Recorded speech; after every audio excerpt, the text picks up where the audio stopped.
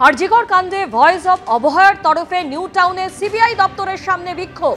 Supplementary chargesheet কেন জমা দেয়নি সিবিআই?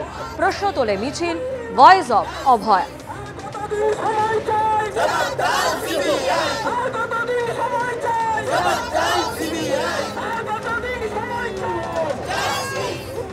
টাউনে সিবিআই এর দপ্তরের সামনে আমরা দেখতে পাচ্ছি ভয়েস অফ অভয়ের পক্ষ থেকে বিক্ষোভ দেখানো হচ্ছে। তারা বিক্ষোভ দেখাবেন এবং এর পরবর্তীকালে তাদের যে ডেপুটেশন স্মারকলিপি জমা দেবেন। তারা যে দাবি করছেন যে কেন সিবিআই চার্জশিট জমা করেনি এবং সেই চার্জশিট তারা জমা করেনি, সেই যে পাশাপাশি সাপ্লিমেন্টারি চার্জশিট জমা দেয়নি কেন, সেই নিয়েই তারা প্রশ্ন করছেন। আপনারা এখানে বিক্ষোভ দেখাতে এসছেন কি জন্য? বিক্ষোভ দেখাতে এসেছি আমরা সেই 9ই আগস্ট থেকেই বিক্ষোভে আছি। যতদিন না অভয়ের ন্যায় বিচার পাবো আমরা এই বিক্ষোভ করে যাব এবং আন্দোলনে থাকবো। অভয়ের ন্যায় বিচার আমরা এইভাবে ছিনিয়ে আনবো। সিবিআই যতই টালবাহানা করুক, আমরা আজকে জবাব চাই যে আর কতদিন সময় লাগবে সাপ্লিমেন্টারি চার্জশিট দিতে। যারা ওই দিন পুরো ঘরটা জুড়ে ছিলেন, পুরো মাছের বাজার বসিয়েছিলেন, তাদের কেন বিচারের আওতায় আনা হলো না? কেন বিচার পেতে এত সময় লাগছে? আজকে সিবিআইকে তার উত্তর দিতে হবে এবং কবে তারা সাপ্লিমেন্টারি চার্জশিট জমা দেবে সন্দীপ ঘোষ এবং তালা থানার ওসির বিরুদ্ধে, আমরা সেই জবাবও আজকে চাই। তারা জবাব চাইছেন কবে সাপ্লিমেন্টারি চার্জশিট জমা দেওয়া হবে। সিবিআই কি সঠিকভাবে কাজ করছে না? কাজ করলে তো এতদিনে সাপ্লিমেন্টারি চার্জশিট জমাই দিয়ে দিত।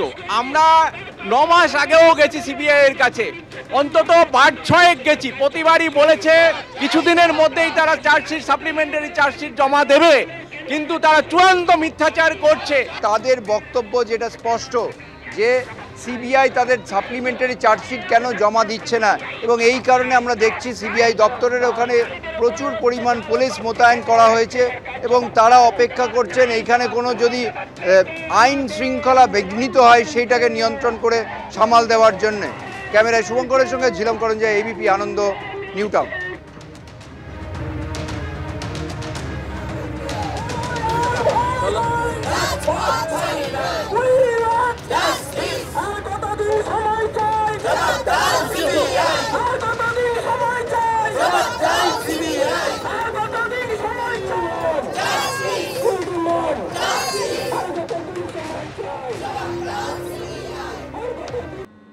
জ্বর, সর্দি, কাশি থেকে খিঁচুনির মতো উপসর্গ, আর সেই থেকে প্রাণঘাতী রোগ ছড়াচ্ছে কেরলে, যার পোশাকি নাম প্রাইমারি অ্যামিওবিক মেনিঙ্গোএনসেফ্যালাইটিস। মস্তিষ্কে সরাসরি আঘাত হানার ফলে অনেকেই এগে ব্রেন ইটিং অ্যামিবাও বলে থাকেন। তবে কি এই রোগ, কেনই বা চিন্তার, কি বলছেন চিকিৎসকরা?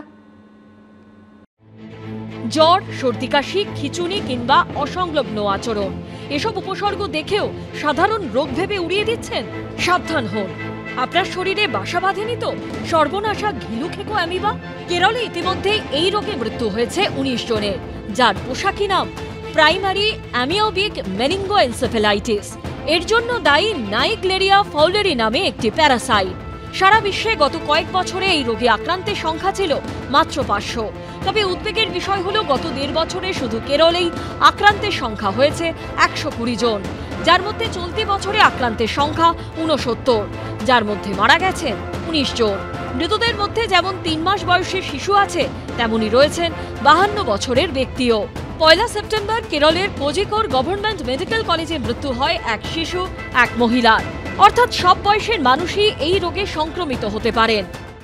আমরা বিভিন্ন 2-3টি কলেজের এই ধরনের ডাক্তারবাবুরা মিলে এবং SSKM ট্রপিক্যাল মিলে আমরা কিন্তু একটা ককটেল রেজিম ঠিক করে সেই মতো এগিয়ে সবাইকে সেটাই চিকিৎসা করছি, এবং সেটা আরও কয়েকটা কলেজেও এগুলো ফলো করা হচ্ছে।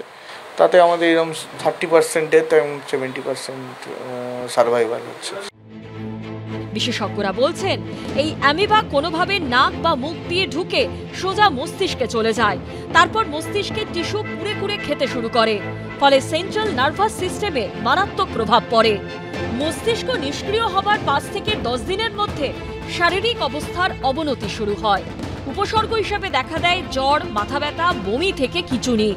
আক্রান্ত ব্যক্তি অসংলগ্ন আচরণ করতে থাকেন ও চেতনা হারান, যাকে চিকিৎসকেরা বলেন প্রাইমারি মেনিঙ্গোএনসেফ্যালাইটিস। সূত্রের খবর, কেরলে পরিস্থিতি সামাল দিতে বেশ কিছু পদক্ষেপ নেওয়া হয়েছে। স্ট্যান্ডার্ড গাইডলাইন তৈরির পাশাপাশি বিদেশ থেকে ওষুধ আনানো হয়েছে। মিল্টেফসিন ও অ্যামফোটেরিসিন বি নামে দুটি ওষুধ ব্যবহার করে সেখানে মৃত্যুর হার 90% থেকে কমিয়ে 24% আনা হয়েছে। তবে কেরলের সংক্রমণ নিয়ে রাজ্যেও বেশ খানিকটা উদ্বেগ ছড়িয়েছে। কলকাতায় প্রথমবার 2015 সালে এই রোগের হদিশ পাওয়া যায়। সেবার একজনের মৃত্যুও হয় এই রোগে। এরপর 2023 সালেও কলকাতায় এই রোগে আক্রান্ত 2 জনের হদিশ পাওয়া গেছিল। সূত্রের খবর, গত বছর থেকে এই বছরের মধ্যে ইনস্টিটিউট অফ নিউরোসায়েন্সেসে এই রোগ নিয়ে মোট 14 জন ভর্তি হয়েছেন। তার মধ্যে মৃত্যু হয়েছে 9 জনের, সেরে উঠেছেন 5 জন। এর পাশাপাশি গত বছর এসএসকেএমেও অ্যামিবা আক্রান্তের হদিশ পাওয়া গেছিল। 14 জনের মধ্যে আমার মনে হয় অ্যাট প্রেজেন্ট 6 জন হয়তো 5 জন ডেফিনেটলি বেঁচে আছেন। 6% লস টু ফলো আপ নেই, কিন্তু বাকি জনকে আমরা সেভ করতে পারিনি। কেরলের পর এরাজ্যে নতুন করে এই রোগের কোনো খবর না এলেও এখনো পর্যন্ত কেরলের পরিস্থিতির দিকে নজর রাখছে স্বাস্থ্য ভবন। ঝিলম করঞ্জাই, সন্দীপ সরকার ও অনির্বাণ বিশ্বাসের রিপোর্ট, এবিপি আনন্দ। ঘিলুখেকো অ্যামিবা নিয়ে উদ্বেগের মাঝে এবার নতুন আতঙ্ক রেসপিরেটরি সিনশিয়াল ভাইরাস। শিশুদের মধ্যে বাড়ছে এই আক্রান্ত হওয়ার সংখ্যা। বিভিন্ন সরকারি ও বেসরকারি হাসপাতালে ক্রমেই বাড়ছে আক্রান্ত শিশুদের সংখ্যা। একদিকে ঘিলুখেকো অ্যামিবা নিয়ে বাড়ছে উদ্বেগ, অন্যদিকে এ রাজ্যে আতঙ্কের নাম রেসপিরেটরি সিনশিয়াল বা আরএস ভাইরাস। গত 2 সপ্তাহে রাজ্যে উল্লেখযোগ্যভাবে বেড়েছে আরএস ভাইরাসে আক্রান্তের সংখ্যা। এতে মূলত আক্রান্ত হচ্ছে শিশুরাই।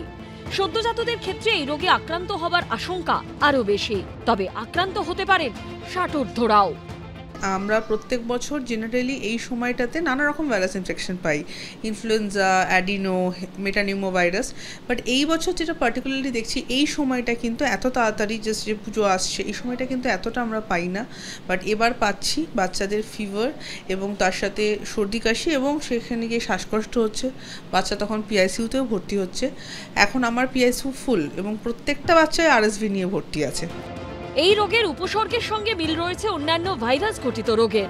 এই রোগে আক্রান্তদের জ্বর, শ্বাসকষ্ট, কাশি, খাওয়ায় অরুচির মতো নানান উপসর্গ দেখা দিচ্ছে। কমন যেরকম রেসপিরেটরি ভাইরাসের যা সিমটম হয় এদেরও তাই, যেটা আমাদের ভাষায় অ্যাকিউট ব্রঙ্কিওলাইটিস, এটা হচ্ছে স্টার্টিং। তারপরে কখনো কখনো হয়তো নিউমোনিয়া ডেভেলপ করতে পারে। মানে সহজ কথায় বললে তাদের শ্বাসকষ্ট হচ্ছে, কাশি সর্দি হচ্ছে, জ্বর থাকছে। জ্বরটা হয়তো তাড়াতাড়ি চলে গেল, কিন্তু কাশিটা কমতে তাদের প্রচণ্ড মুশকিল এবং শ্বাসের সমস্যা হচ্ছে। কেউ কেউ হয়তো শ্বাসকষ্টের জন্য হয়তো হাসপাতালে ভর্তি হতে হচ্ছে। সরকারি হাসপাতাল তো বটেই, শহরের একাধিক বেসরকারি হাসপাতালে পরীক্ষার পর শিশুদের মধ্যে ধরা পড়ছে এই রোগ। যেমন পাকসার্কাসের ইনস্টিটিউট অফ চাইল্ড হেলথের পরীক্ষায় গত 1 মাসে আরএস ভাইরাসে আক্রান্ত 41 জন শিশুর হদিশ মিলেছে। বছর যেটা হয়েছে যে এটা একটু আগে এসছে। আমরা ইউজুয়ালি পোস্ট অটাম প্রি উইন্টারই এই আরএসভিটা পাই। এবারে একটু আগে এসছে, কিছু কিছু ক্লাস্টারিং অফ কেসেস এসছে, বাট প্রত্যেক বছর যেই হারে পাই সেরকমই, এর থেকে বেশি কিছু না। যাদের বয়স 1 বছরের তলায় তারাই বেশি সিরিয়াস হয়, তাদেরই সমস্যা বেশি হয় অ্যাকচুয়ালি। আরএস ভাইরাসে আক্রান্ত অনেক শিশুই এই মুহূর্তে ভর্তি রয়েছে বিভিন্ন হাসপাতালের পেডিয়াট্রিক বা আইসিইউতে। সন্দীপ সরকারের রিপোর্ট, এবিপি আনন্দ।